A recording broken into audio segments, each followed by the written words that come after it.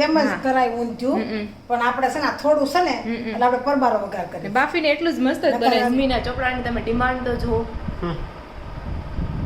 જે રોજ કરવાનું બધા ચોકલેવી ગોટાના મસાલામાં મજા આવે છે કા ખાવાની પાણીપુરી તો મિત્રો welcome back to the new blog આજના નવા બ્લોગમાં તમારા સૌનું સ્વાગત છે ને બધાને જાજા કરીને જય શ્રી કૃષ્ણ તો અત્યારે વાગી ગયા છે 8:45 જેવો ટાઈમ થઈ ગયો છે અને અમારે હવે બપોરે છે જમવાનું મહેમાનને તો અમે સવા વચ્ચે બપોરાની તૈયારી થવા મળી છે ત્યારે આ બાજુ પટ્ટી ભજીયા બનાવવાના છે તેમાંથી આપણે રઘુ કાઢવાનું કામ ચાલી રહ્યું છે આ બાજુ લાડવા બનાવવાના છે એટલે ચૂરમું રેડી છે જે આપણે ગઈકાલે જ રેડી કરી રાખ્યું હતું એટલે હું સવારે પછી ઉતાવળ ન રહી મમ્મીને ભાઈ બીજ જમવાની દેવાની છે તો એવું છે અને આ બાજુ આપણે ઊંધિયું શાક બનાવવાનું છે એટલે ચણાના લોટની આપણે જે ગોટી કરવાની હોય તો એનો માવો રેડી કરીને રાખ્યો છે ચણાનો લોટ એમાં કઈ હોય નહીં ચણાનો લોટ હશે મીઠું મેથી બસ જે મસાલા નાખતા હોય તમે ધાણા જીરું હળદર મરચું પાવડર એ બધા બસ મરચું પાવડર નાખ્યો છે હળદર નાખ્યો હા રેગ્યુલર બધા મસાલા છે એટલે ડાયરેક્ટ એને ભજીયાની જેમ જ ગોળી પાડી નાખશે નકર આપણે પેલા ગોળી બનાવી પછી કરીએ છીએ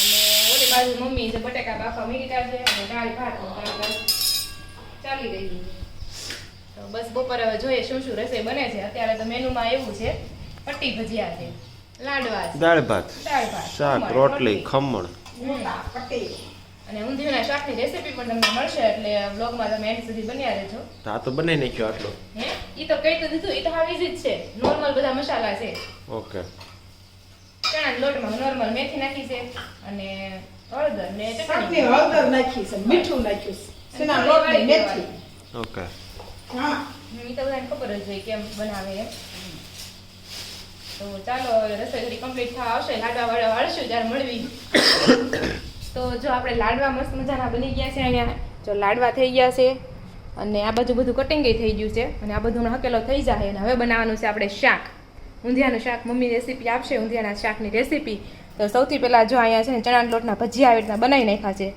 અને પછી આ બાજુ થોડુંક ફુલાવર લઈ લીધું છે આ બાજુ પાપડી અને વટાણા લઈ લીધા છે ટમેટું છે અને આ ચૂરણ છે ને ચૂરણ ને લીંબુ કેળા અને આમાં રીંગણા ને બટેકા તો એટલી વસ્તુ આપણે જે યુઝ કરવી છે ઊંધિયું બનાવવા માટે અને અહીંયા આપણે તેલ પણ મૂકી દીધું છે તેલ આવે હા બટેકું ભેગું છે આમાં ઘણા લોકો છે ને પેલા આને તળી નાખે અને પછી શાકને મિક્સ કરે આપણે એમ જ કરાય ઊંધિયું પણ આપણે છે ને થોડું છે ને એટલે આપણે પરબારો વઘાર કરીએ બાફીને એટલું જ મસ્ત જ બને છે ઝાઝા હોય ને તો ઝાઝુ શાક હોય ને તો આપણે પેલા તળી નાખીએ આ બધી વસ્તુ એટલે આપણે છે ને બાફીને કરવાનું છે તો ચાલો હવે જોઈએ તેલ આવે એટલે સૌથી પહેલા આપણે એમાં છે ને પાપડી અને વટાણા નાખી દીધા છે તેલમાં અને આવી રીતના ઢાંકી દેવાનું એટલે બધું જે ફૂટી જાય પાપડી અને વટાણા હોય સારી રીતના ચૂરણ નાખી દીધું છે અને હવે એમાં આપણે છે ને બટેકા નાખવાના છે જે પેલા કઠણ વસ્તુ હોય ને બધી પહેલા નાખી દેવાની એટલે આપણે પેલા બટેકા નાખી દીધા છે આપણે હવે છે ને આપણે આમાં ફુલાવર નાખી દીધું છે હવે આપણે નાખવાના છે રીંગણા પછી આપણે કેળા નાખી દીધા છે હવે આપણે જે ચણા લોટની ગોળી નાખી છે ને એ નાખી દેવાની છે બધી અને સારી રીતે બધું મિક્સ કરી દેવું ટમેટો તો છેલ્લે બધું ચટણી મીઠું નાખીને પછી નાખવાનું છે હવે ખાલી ટમેટા જ રહેશે ને બધું આવી ગયું હા ખાલી ટમેટા ખાલી ટમેટો બધું સારી રીતે મિક્સ થઈ ગયું છે હવે આપણે હળદર મીઠું ધાણા જીરું જે રેગ્યુલર મસાલા હોય છે તે નાખી દેવાનું છે અને 5 મિનિટ સુધી એમને ધીમા તાપે રહેવા દેશું એટલે એ ચડી જાય થોડા ઘણા પછી તો બફાના તો છે એમાં કેટલી સીટી કરવાની પછી ધીમે તાપે 2-3 સીટી કરવાની ધીમે તાપે 2-3 સીટી કરી નાખવાની ફૂલ નહીં રાખવાનું બેહી જાય નીચે બરોબર તો આ છે આપણે ઊંધિયા શાકની રેસીપી કોને વધારે ઊંધિયું ભાવે છે કોમેન્ટ કરી દેજો મારા સંજયભાઈએ તો કીધું મમ્મી જાજુ બનાવજો અને બહુ ભાવે ઊંધિયું ને વાર તહેવાર ઉપર ઊંધિયાની કેટલી ડિમાન્ડ હોય હા ચટણી નાખી દો એટલે બધા રેગ્યુલર મસાલા છે આમાં આવી ગયા છે હવે જો હવે છે ને આપણે છેલ્લે હવે નાખી દઈશું ટમેટા અને ટમેટા નાખીને સારી રીતે હલાવી લેવાનું આ આપણે છે ને લાલ કલરનું બનશે હવે જો તમારે ગ્રીન બનાવવું હોય તો તમારે આદુ મરચી વધારે નાખવાની ચટણી નહીં નાખવાની એટલે ગ્રીન થઈ જાય બરોબર ને હા એટલે આદુ મરચી જ આવે બીજું કઈ નહીં નાખવાનું તો હવે જો એમાં પાણી નાખી દીધું હા કુરડું જ પાણી નાખવાનું પાણી જાજુ ન ભૂંડુડા ન હોય છે આપણે કુકરને છે ને ઢાંકી દીધું છે ધીમા તાપે છે ને 2-3 સીટી થાય ને એટલે ઊંધિયાનું શાક એકદમ રેડી થઈ જાય શાક બને ને પછી તમને હું બતાવું ફાઇનલ કેવું બન્યું છે એમ તો આ બાજુ જો મમ્મી હવે દાળનું કામકાજ ચાલીને કરી નાખ્યું છે અને આપણે હવે ગોટાનું કરીએ. બટેકા તો વફાઈ ગયા છે, સાલ કાઢીને મસાલો મિક્સ કરી દઈએ એટલે પછી ગોટા બનાવવાના જ રહી, ખાલી તળવાના રહી. બરાબર ને? અને વાગી ગયા છે અત્યારે 9:30. તો અત્યારે આવું બધું કામકાજ છે.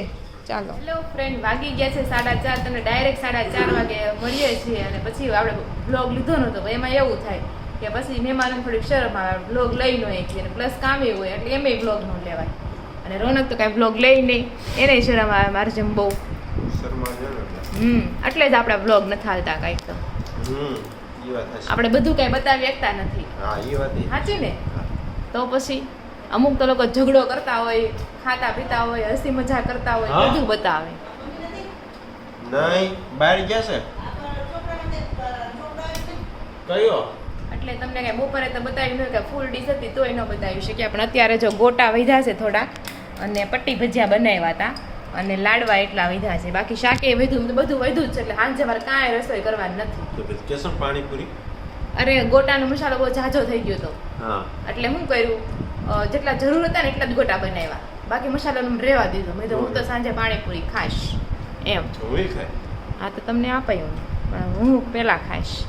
અને એવું બધું છે. અને મમ્મીના ચોપડાની તમે ડિમાન્ડ તો જુઓ, જે રોજ કરવાનું બધા ચોપડા લઈ જાય બોલો ભજન કીર્તનની. તો અત્યારે તો એવું બધું ચાલી રહ્યું છે. ચાલો બધા લાડવા ખાવા. હે હા, નકર તો બુક પબ્લિશ કરવી પડે આપણે. તો ચાલો બધા નાસ્તો કરવા અત્યારે. તો જો અત્યારે વાગી ગયા છે 7 અને વાળું કરવા માટે આપણે બેસી ગયા છે. જમવામાં તો આપણે ખબર જ છે બપોરનું જમવાનું છે, પણ અમે બપોરનું નથી જમતા. બસ મજાની પાણીપુરી છે. કેમ? એટલે મસાલો બપોરનો છે, કારણ કે ગોટાનો મસાલો વધ્યો હતો ને એટલે વિચાર કે હું પાણીપુરી ખાઈ લઉં. તો એ ગોટા તો સ્ટીલ છે એટલે જેને ગોટા ખાવા છે ગોટા ખાય. અને સંજયભાઈને અહીંયા ઊંધિયુંનું શાક બહુ ભાવ્યું એટલે એને પાછું અત્યારે ઊંધિયું ને રોટલી ખાય છે. ને પપ્પાને દાળ ભાત બહુ ભાવે, પપ્પા દાળ ને ભાત ખાય. હા, ગોટાય ખાય. એટલે એવું બધું છે. તો ચાલો બધા વાળું કરવા માટે અમે મસ્ત મજાની પાણીપુરી ખાઈ લેવી. ગોટાના મસાલામાં મજા આવે છે કા ખાવાની પાણીપુરી. તો ચાલો બધા ખાવા. હેલો ફ્રેન્ડ, તો વાગી ગયા છે અત્યારે કેટલા વાગ્યા છે? 9:30 જેવો ટાઈમ થઈ ગયો છે ને તમે જોઈ શકો છો કે મારા બેગનું પેકિંગ પણ થઈ ગયું છે. કેમ કે હું હવે જઈ રહી છું ઓલમોસ્ટ 15 દિવસ માટે. બહુ ઓછા દિવસ. 15 દિવસ માટે બ્લોગ પણ તમને અલગ જોવા મળશે. અને હવે તમારે ગેસ કરવાનું છે કે હું ક્યાં જઈ રહી છું, શા માટે જઈ રહી છું. હા, એ બધાને ખબર જ છે. બધાને ખબર છે. ખબર જ હોય ને. કમેન્ટ કેટલી આવે છે ખબર પડશે આપણને. એમને બધાને ખબર પડે કે 15 દિવસ જતા હોય તો કે તું એકલી તો ફરવા ન જા. કેમ એકલી પણ જઈ શકું ને ફરવા? એમાં આ તો ફરવા જા છો. હા, તો હું જઈ રહી છું બહાર. આપણું બેગ પણ રેડી થઈ ગયું છે અને હવે ઓલમોસ્ટ સુવાનો ટાઈમ પણ થઈ ગયો છે. અને આજે અમે છે ને બહુ ગરબો ગરબો માતાજીના ગરબા આવે ને ઈ માટીના આવેલા, એને આપણે ડેકોરેશન કરવાનું હતું કાચથી અને કલરથી, પણ ગરબો જ ન મળ્યો. એવું બહુ સરસ લ્યો. નકર આજ મારે ઈ જ કામ કરવાનું હતું, ગરબા ડેકોરેશન. ખબર નહીં એમ લાગે ધૂળઝારા કરશું ને ત્યારે એવું થાય છે. અને ચાલો હવે જોઈએ. તો હવે અમે જવાનું છે 15 દિવસ માટે. તમને આ ઘરના બ્લોગ જોવા નહીં મળે, બીજા આ ઘરના બ્લોગ તમને જોવા મળશે. એવું બધું છે. અને ન્યાય ગેરંટી નથી કે તમને જોવા મળે એમ.